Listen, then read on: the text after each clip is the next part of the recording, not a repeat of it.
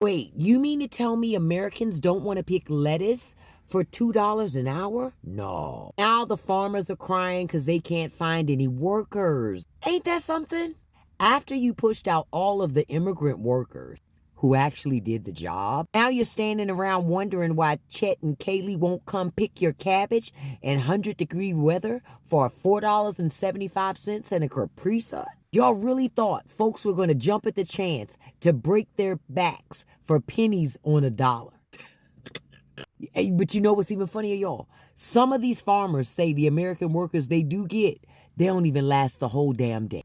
One guy said somebody walked off by lunch, and honestly, I support it. Listen, I wouldn't be out there picking strawberries and fighting bees and being dehydrated just so that farmer could sell those strawberries for $12.99 a box at Whole Foods. Negative. See, they've been telling you this lie for years. They took our jobs. Nah, Americans, you didn't want those jobs. You just didn't want them to have the jobs either. Now look at you, a field full of crops and not a soul to pick them. Next time, think twice before turning labor into a culture war. Because now, it's just you and your own damn tomato. Guys, I was wrong and I can admit that. When people were saying that mass deportations would greatly affect farmers, I didn't actually think they were serious. They said that Americans were unwilling to do the jobs that immigrants do, and I didn't believe them. But this new video that I just saw proved me wrong. It's just been harder and harder and harder to find those people to work. Bethany Gotts owns Quay's Farm in Mountain Home, but now with fewer workers, a lot of the manual labor is left up to her. She tells me she's tried hiring locally, but it's been difficult to find people willing to do the hard work. Finding an illegal American here that is going to work as hard as an immigrant is nearly impossible. She even posted job openings on Facebook. I had 7 people contact me about it, and when I sent them the description, I had no people respond. I went ahead and found the job listing. She's offering $2,000 to $3,000 a month for full-time manual labor on a farm. She says hiring undocumented workers is not an option, with serious risks for both sides. One, you're going to get fined. You have unfortunately, an employee living in fear. They could get picked up at any moment, and then you're without an employee. To keep her farm running, Gotts is hiring high schoolers and is now looking into the federal H-2A visa program. I have endeavored to spend $200,000 to build a small worker housing so that I can get H-2 workers next year. This woman had $200,000 lying around that she could have used to pay some strapping young Idaho corn-fed boys to do the manual labor on her farm, but instead built temporary housing for visa workers. I never thought I'd live to see the day where liberal media was telling people, are you unwilling to pay Americans a fair and decent living wage for hard manual labor? Just import a bunch of people to do it for way cheaper and then put them in a house and they can't go anywhere else because what other option do they have? Man, I feel like there's a term for that, but it's just slipping my mind. Guys, welcome back to my channel. So this video we are talking about farmers. Farmers are saying this war and everything that is happening in the United States is affecting us. Let's sit back, watch these videos. This is not something that farmers can work around. No one anticipated that we would have a shock to the system. All the experts did not see this coming when we see this rise in fertilizer prices because of this war. Nobody saw this coming. Nobody saw this coming. Nobody thought that electing Donald Trump to go on a revenge path and do whatever he wants completely unchecked would lead to this. Nobody said anything. Kamala Harris didn't say anything. The people on social media, the liberals, the Democrats, the sensible independents, anybody with more than 2 brain cells didn't see this coming. We all saw this coming. We knew there was going to be a war. We knew there was going to be a conflict. We knew that his idea for tariffs was terrible. We knew that mass deportations was terrible. We knew that everything he was bringing to the table, all of his, well, I haven't thought about that, half-baked plans were terrible. So don't sit here now and say nobody saw this coming, shock to the system out of nowhere.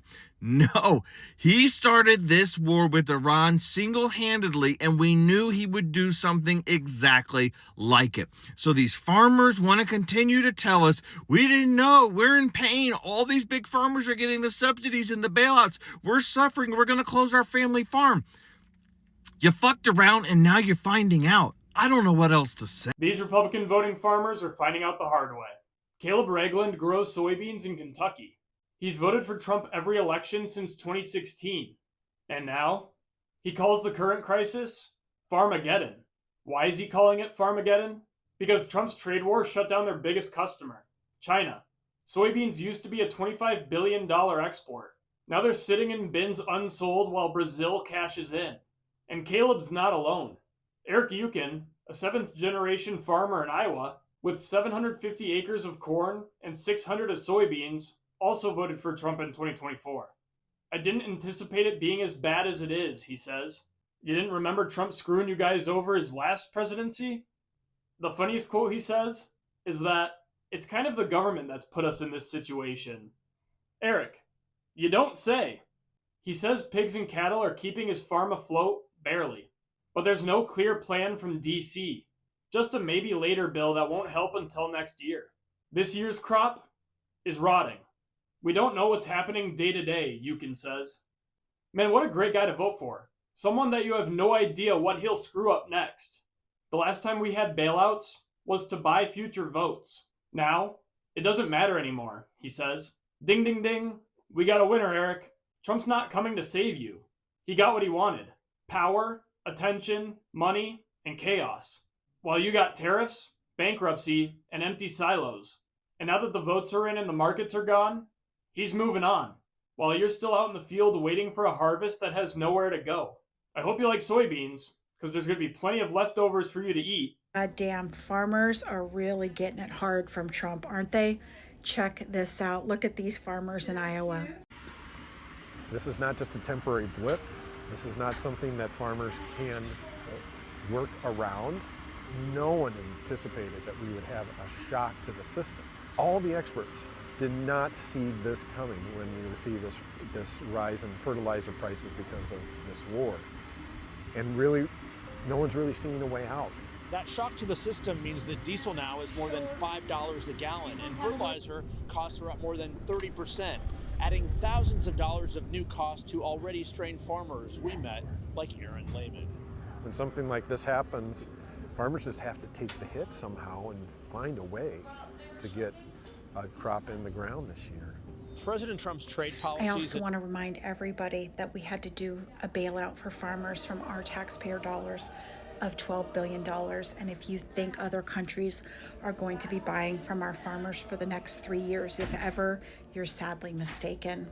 Get ready to dig into your pocket to give the farmers more money thanks to the ruined trade by President number 47. If you found this crazy yet informative, please like, comment, follow, and share. So we just got some bad news about America's farmers, and it's going to affect your grocery prices. It's from a newly released survey of over 5,700 farmers conducted by the American Farm Bureau. The survey's biggest takeaway is that 7 out of 10 American farmers now say they cannot afford all of the fertilizer they need for this planting season. Why? Trump's war and the Strait of Hormuz closure. They have sent fertilizer prices through the roof. Because remember, a meaningful percentage of the world's fertilizer components travel through the Strait of Hormuz. Nitrogen fertilizer prices are up more than 30%. Urea, a key crop nutrient, is up 47% in just the last 2 months. It's the worst in the South. Nearly 80% of farmers there can't afford what they need. And y'all, farmers are already struggling under Trump's economy. Look at this, 94% of respondents reported their financial situation has worsened or remained the same since last year. When farmers can't afford fertilizer, they plant less. When they plant less, food supplies tighten and prices go up for everyone at the grocery store. This is not a warning from the future. This report just came out. This is happening right now. And even if the strait does reopen soon, it's going to be too late for this planting season. Remember how Trump said he was going to lower your grocery prices on day one? Instead, his foreign policy blew up the global supply chain that American farmers depend on to feed you. And now we're all going to pay.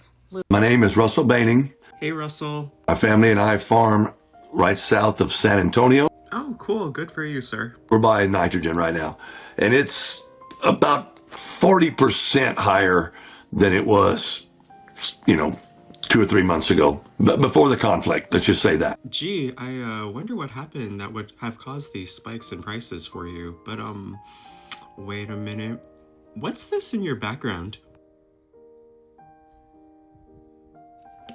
Because it looks like you're standing with a certain someone that's causing all of the problems right now. But do go on. Let's be honest about it. Tariffs have caused the price of our inputs to increase. Are you feeling terrified from tariffs? If you want to look at it from the 30,000-foot view, Agriculture pretty much still trusts this administration. That's still what I hear. It sounds like Russell has entered the find out phase of FAFO. So here's a bit of a fun fact. During the 2024 election, 444 farming dependent counties voted at nearly 78% for DT, meaning that a lot of them voted for the policies of this current administration but are suddenly complaining that they're getting exactly what they voted for. You know, if I voted in favor of such things as like universal health care or like an improved mass transit network, I genuinely would be happy. These farmers over here are complaining about such things as tariffs, the rising cost of diesel, and those immigration raids in which they relied on immigrant labor for. But in conclusion, all I do have to say to Russell is, have the day that you voted for. Bye. All of us farmers have officially fucked around and we have officially found the fuck out now, guys. I am on the verge of bankruptcy. I'm on the verge of tears. Overnight, all of my help fled. My help, out of fear for their safety, their lives, they fled. And now I am left out here standing in my unharvested carrot field. It is January and I'm in Kansas, and this is when carrot harvest goes in Kansas. This field should be full of workers, but all my workers left. And who the do you think is to blame for that? Every single one of them left.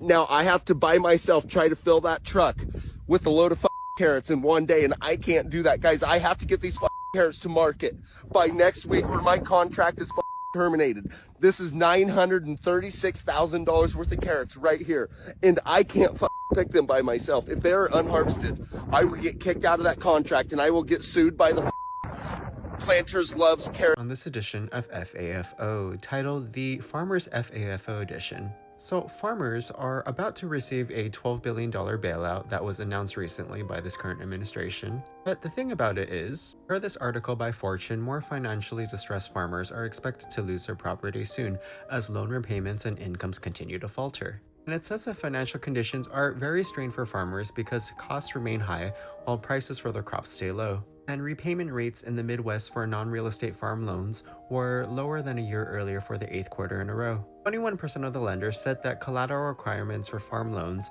rose in the 3rd quarter, while none reported that requirements eased. 92% of the farmers surveyed expect cash earnings to be lower during the fall and winter than the year before. Also, bankers were also surveyed, and they say that they are going to see forced sales and liquidations of assets during the next 3 to 6 months. And as I said earlier, the current administration is issuing a $12 billion rescue plan. And this is serving as a bridge before more aid comes next year from the Big Beautiful Bill that was enacted into legislation recently. But the thing is that the $12 billion barely covers anything because farmers this year lost anywhere from between $35 billion to $44 billion.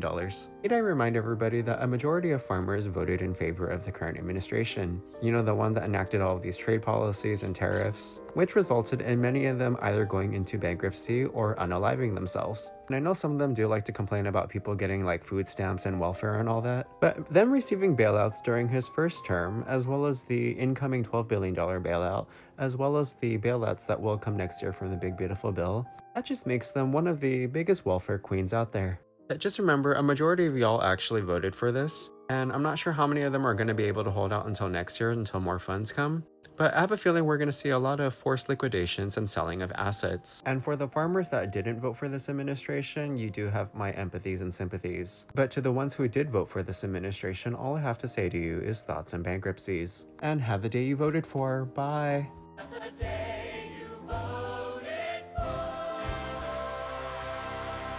If we snapped our fingers and every single illegal immigrant in the United States disappeared, we would literally starve to death. You wonder why I'm so passionate about agriculture and so passionate about immigration as part of agriculture? It's that, guys. You don't know the whole picture. Now, should we have illegal immigrants working in the field? Should we have illegal immigrants working in construction? Should we have illegal immigrants working in hotels and wherever else they might be? No, we shouldn't.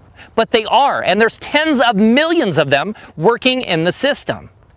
So if we just say, hey, they got to get out of here, well, you have to have a solution before you just send people out the door. Now, I'm not talking about ethics today, and I've talked a lot about ethics. Let's just talk about economics. Let's just talk about the reality of economics. You send 10 million people out the door that are filling 10 million roles in the United States, and 80% of those people are working in agriculture. What do you think is going to happen? Do you think you're going to eat tomorrow if there's all of a sudden not people there to harvest, to pick, to pack, to drive the tractors, to do everything? Pretty quick, you'd find yourself without any food in your mouth. any food in your stomach, and you would be starving to death. That's why I'm so passionate about it, because we can't just be stupid. We have to have a solution. The ethics aside, I'm frustrated by the ethics because I know the people that we're talking about, but I think you still want to eat. So no matter what, we got to look at a solution and not just complain about all of the people who are here illegally, because you'll starve to death without them. This Republican farmer in Florida is finding out the hard way. W is a lifelong strawberry farmer in Central Florida and a proud supporter. He lives in a deeply conservative area where stupid flags fly in the heat and stupid stickers cover just about every single mailbox. But now, W is quietly admitting that something's wrong because the immigration policies that he voted for, they're now destroying his farm. W says he supports the president, but he's struggling to stay afloat. And like most farmers, he relies on migrant labor, the exact kind of labor that's now disappearing thanks to the harsh immigration crackdowns from the guy he voted for. A lot of workers have left, the rest are hiding, and W says he's been forced to cut back because he doesn't have the workforce anymore. He used to hire a mix of undocumented workers and H-2A visa holders, but with the understandable fear of deportation growing and the cost of H-2A workers going up, he's stuck. He can't afford to bring in more help, and he won't risk hiring undocumented workers anymore. It's like, W, it's time to pack it up. If your farm needs cheap labor to survive, your farm shouldn't be around anymore. And of course, W says there needs to be an easier path to legalization for longtime immigrant workers. And it's like he still supports the Republican Party, even though they're the absolute last people to want that to happen. He says, they've been here, raised their families. I know there's bad seeds, but there's bad seeds everywhere. W, you voted the actual bad seeds into the White House, and they're the ones controlling the policies that are directly screwing you over. He says he fully supports the president, but he's worried about the future of his farm. Supporting a criminal over your own livelihood? Don't expect us to have any sympathy for you, W. He also says DeSantis and Trump might be riding them a little bit too hard. You think, W? That's quite the understatement. You wanted the crackdown, W, and now you're finding out the hard way. Have y'all seen the farmers speaking out, warning about what's to come? Like, I know all of our algorithms have people from China telling us how, like, advanced they really are and how we really do suck, and we spend 10 times the amount of stuff that it costs them to make. But yeah, the farmers are speaking out. They are sounding the alarm bells. They are talking about our food and the food supply. Truckers are talking about loads that they are picking up that do not have the same weight that they're used to. They're having to drive farther and longer and pick up less, which means they get paid less. If you are not growing a garden, if you do not have seeds and some soil in a pot on your windowsill, please do that today. Tomatoes are easy to grow. Get you some tomatoes, some peppers. Microgreens are super easy. They come up really quickly. You need rice and beans.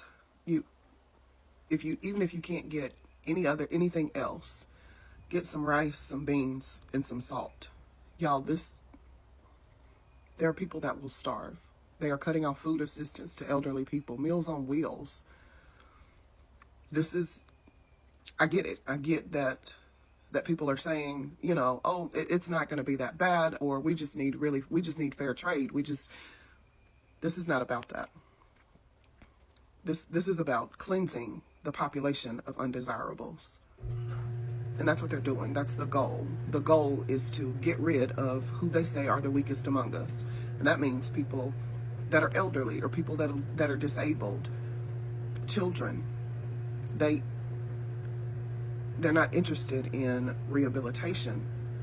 It's literally like survival of the fittest. So I'm about to go do some stuff in my garden. Hopefully my oxygen absorbers come in today. I've got some rice and beans that I need to pack, but y'all, anything, I'll get you a couple of, bags of beans from the dollar store. Y'all, you can get a 20-pound bag of rice from your local grocery store for $12, $13. Get you that and some beans, and if that's all you have, that rice and beans is a complete protein. Guys, the truth of the matter is that many farmers think that this is not going to affect them, right? Especially the farmers that voted for Trump. They think that the mass deportation or anything that is happening in America will not affect them. But now that is not the case. The reality started setting in after the election. A lot of people are finding out the hard way. A lot of farmers are saying this is affecting us. And You notice that many Americans don't want to do the work. They don't want to go to the farm and help the farmers. And it's a problem, a real problem. For farmers, many of them are losing their job. Many of them, a lot of things are happening to the farmers. But the truth of the matter is that my prayer and my thoughts are with them. Thank you so much for watching this videos. Please do well to like, share, comment. I'll see you on my next one. Bye.